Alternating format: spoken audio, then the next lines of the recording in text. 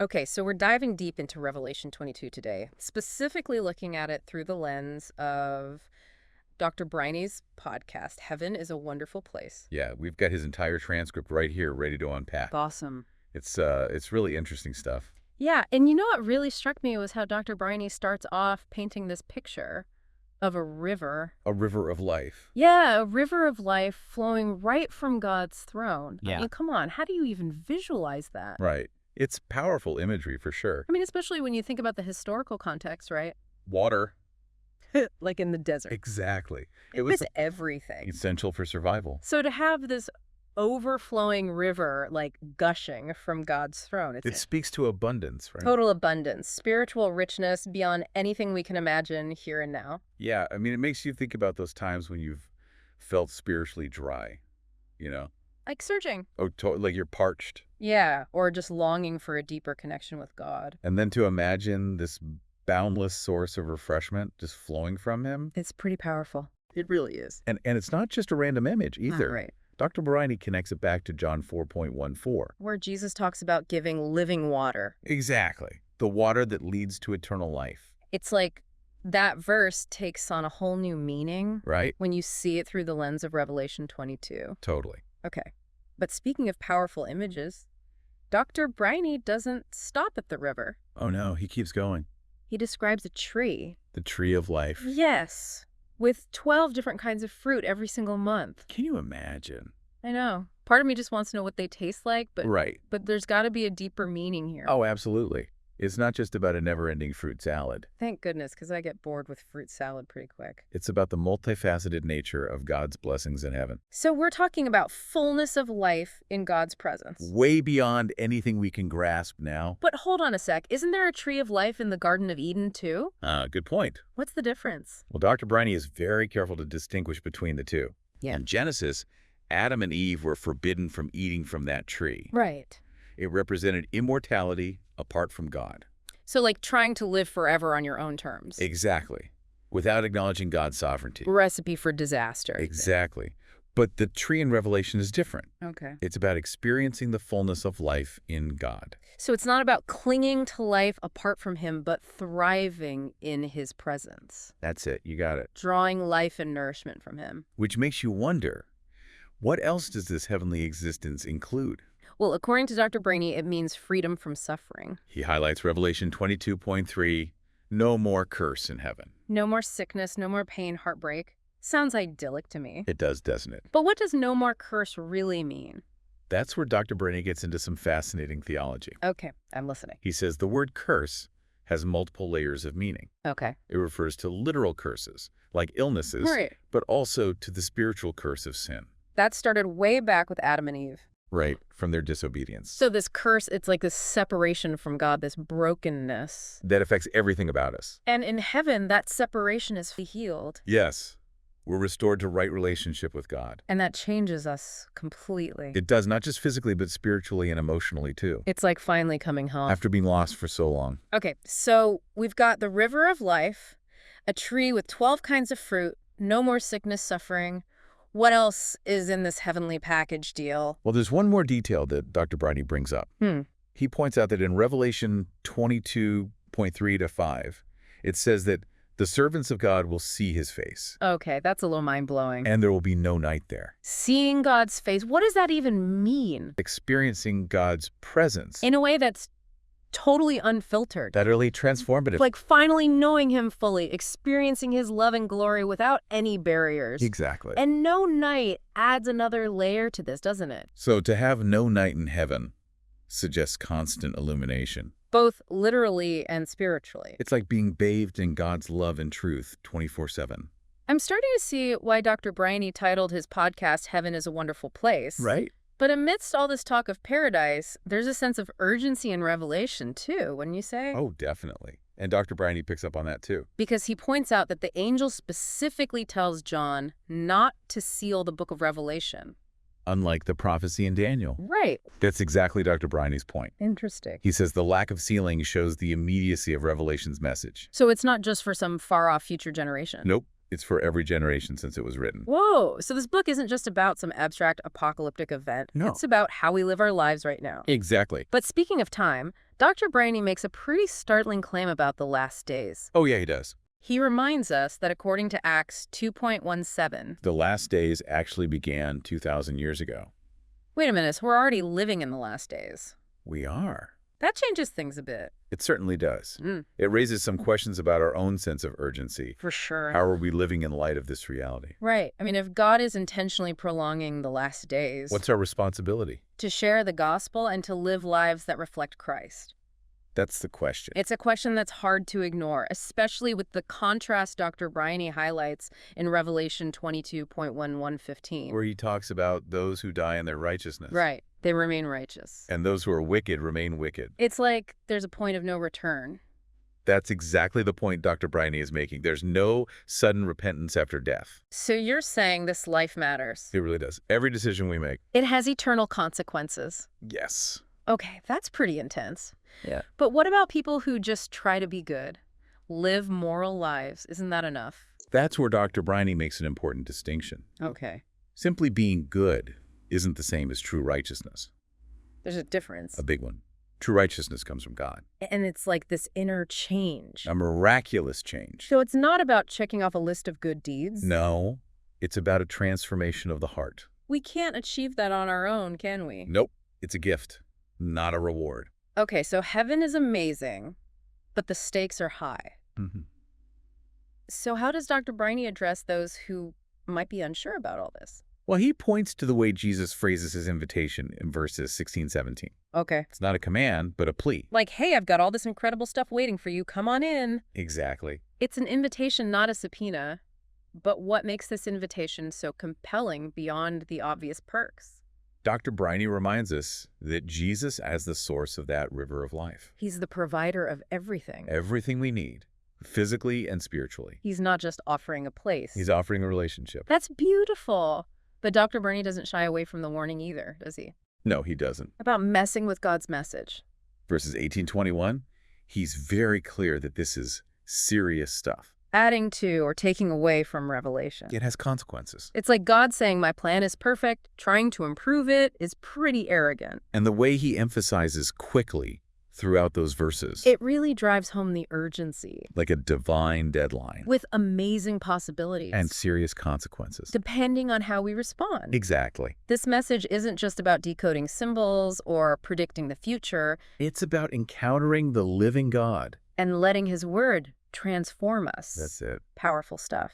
So we've established that Revelation 22 paints a pretty incredible picture of heaven, right? Wow. But it also comes with some serious warnings. Definitely. A call to action. Right. It makes you wonder, where do we even begin to apply these truths to our lives? That's a great question. And, Dr. Briney offers some insights that I think can help us connect these seemingly abstract concepts to our everyday experiences, to align our lives with his will. With his ways. Right.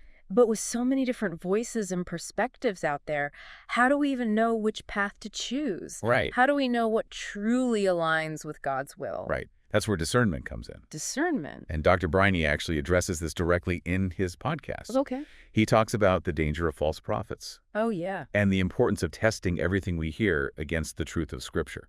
Which is particularly relevant today, wouldn't you say? Oh, absolutely. With the internet, social media. Right. We're just bombarded with information, opinions from all sides. It can be overwhelming. It can be really hard to figure out what's genuine and what's not. It really can. Yeah. And that's why Dr. Briney emphasizes the importance of being rooted. Rooted in what we believe. Yeah, in a solid understanding of what we believe and why we believe it. So it's not about blindly following anyone who sounds spiritual or inspiring? No, it's about critically evaluating the messages we encounter. Okay. Comparing them to the teachings of Christ. And seeking wisdom from trusted sources. Right. So it's like being a spiritual fact checker. Yeah. Always double checking the sources, making sure the information aligns with what we know to be true. Exactly. And that requires both humility and courage. To acknowledge that we don't have all the answers. Right. And courage to stand firm in our convictions. Even when they're unpopular. Yeah, even when they're challenging. So it's a balancing act. It is. Being open to learning and growing in our faith, but also being discerning and holding fast to the truth. Precisely. And I think that's a beautiful tension to embrace. Yes. Which brings us back to that image of the tree of life. With its 12 kinds of fruit. Yes. It's like a reminder that in God's presence, there's always more to discover. There is. More to experience. More to enjoy. It's a truth that should fill us with both awe and anticipation. It shows, boy. Awe at the immensity of God's love and provision. And anticipation of all that awaits us in his presence. And that's where Dr. Briney's insights about the transformative power of God's grace become really relevant. Right. He reminds us that we're not saved by our own efforts. Or our ability to be good enough. It's God's grace that saves us. His love that redeems us. And his power that transforms us. It's a reminder that we're all works in progress. We are. Constantly being refined and molded into the image of Christ. But that process can be messy and uncomfortable. Oh, it can, but it's in that messiness, in that discomfort, that true growth takes place. It's like a potter shaping clay on a wheel. I like that analogy. It takes pressure and heat to mold the clay into something beautiful and lasting. So the challenges we face, the trials we endure, they're not meant to break us, but to shape us. To refine us. To make us more like Christ. It's a perspective that can be both challenging and comforting. It can. And it's a reminder that we don't have to go through those challenges alone. We don't. God is with us every step of the way. Offering his strength, his guidance. His unwavering love. It's like that beautiful image in Revelation 22. Of the servants of God, seeing his face. Yeah. And experiencing the absence of night. It speaks to a level of intimacy. Right. A closeness with God that transcends our current understanding. It does. And it's a reminder that even in the midst of darkness, even when we feel lost and alone, God's presence is always with us, illuminating our path and guiding us towards his perfect light. It's a truth that can bring comfort in times of sorrow, strength in times of weakness, hope in times of despair. They're an expression of our love for God. Yes, a natural outflow of the transformative grace we've received. It's about partnering with God in his mission to renew all of creation. To bring healing and hope to a broken world. And that's a mission that should both excite us and challenge us. It should. It's a mission that requires courage, compassion. And a willingness to step outside of our comfort zones. It does. And it's a mission that is ultimately fueled by the hope we find in Revelation 22. The hope of a future where God's reign is fully realized. Where sin and suffering are no more. And where we get to experience the fullness of his love and presence for all eternity. And that hope is not just a distant dream. It's a reality that we can begin to experience here and now. As we align our lives with God's purposes. And allow his Spirit to work in and through us. But that doesn't mean it will be easy. No, it won't. But it will be worth it. It will. And we don't have to go through it alone. That's right. Remember how Dr. Briney talks about the community of believers? The saints gathered around God's throne. Yes, we're part of that community now. Connected by our shared faith. And our commitment to following Christ. We have each other to encourage, to support, to hold accountable. We do. As we walk this path together, we have the wisdom of Scripture, the guidance of the Holy Spirit. And the unwavering love of God to sustain us. And that's a pretty amazing thing to consider. It is. And it's a reminder that no matter what challenges we face, no matter what doubts or fears we encounter, that we can always find hope and strength in the truth of God's word. And the promise of his presence. But there's one more aspect of Revelation 22 that we haven't touched on yet. Okay. The final warning in verses 18 to 19. About adding to or taking away from the words of this book. It's a pretty stark statement. It is. And I think it speaks to the seriousness with which we should approach Scripture. Right. It's not just a collection of stories or moral teachings. It's the inspired Word of God. And as such, it deserves our utmost respect and reverence.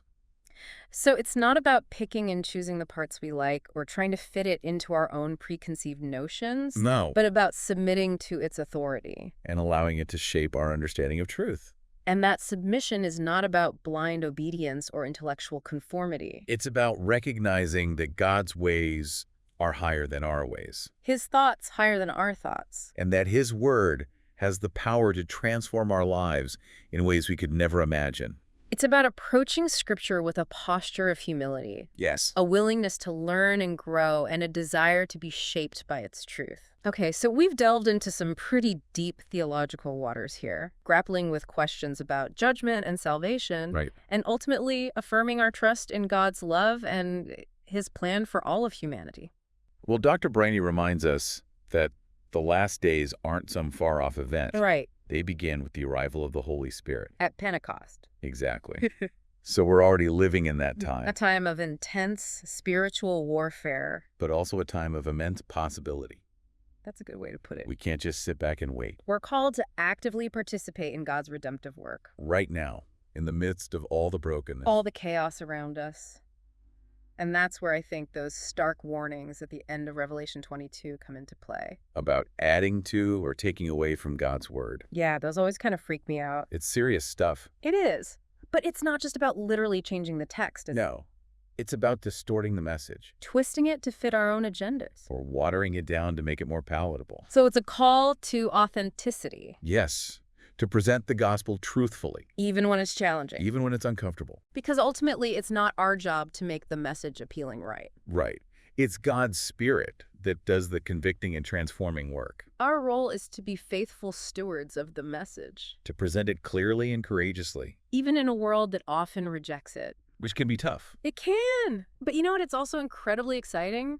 We get to be part of something so much bigger than ourselves. Participating in God's plan to restore all things. And that's what I find so inspiring about Revelation 22.